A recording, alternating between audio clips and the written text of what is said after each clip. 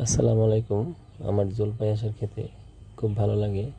মাঝে মাঝে খিচুড়ি দিয়ে আচার খেতে আরও বেশ মজা। তাই অনেক দিন যাবত বলছি আমার গৃহকর্মীকে আমাকে একটু আচার তৈরি করে দাও।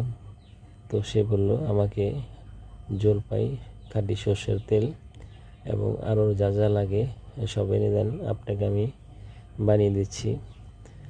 তারপরে সে জলপাইগুলোকে একটু হাফ সিদ্ধ করে নিল এবং রোদে শুকালো এবং তারপরে তার কাজ শুরু করে দিল। আমি তাকে একটু হেল্প করলাম, করতে করতে সাথে সাথে একটু ভিডিও করলাম যাতে আপনারা দেখতে পারেন। আপনারা দেখছেন কীভাবে আচারটি তৈরি হয়ে যাচ্ছে। আমার এক ফুপু ছিল, এখনও আছে, কিন্তু সে অনেক ভালো আচার তৈরি করতে পারে। তার আচারের কথা এখন আমার মনে পড়ে, যার কারণে জলপাইয়ের আচার আমার কাছে অনেক প্রিয় একটা আচার। যাই হোক বন্ধুরা, আপনারা দেখছেন পর্যায়ক্রমে কীভাবে আচার তৈরি হয়ে যাচ্ছে।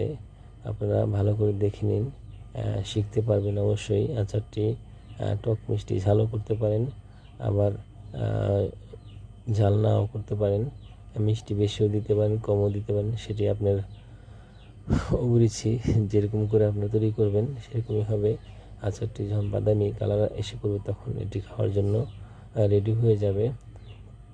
যাই হোক বন্ধুরা, আপনারা দেখলেন আচারটি কীভাবে তৈরি হয়।